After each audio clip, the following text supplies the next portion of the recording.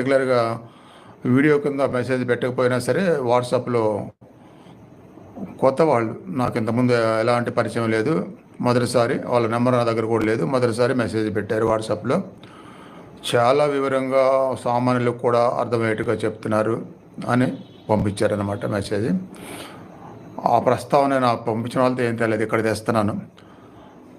అది నాకు ముందే నమ్మకం ఉంది, అంత అర్థమయ్యేట్టుగా చెప్తానని, ఆ ఫలితాలను కూడా తీసుకొస్తానని.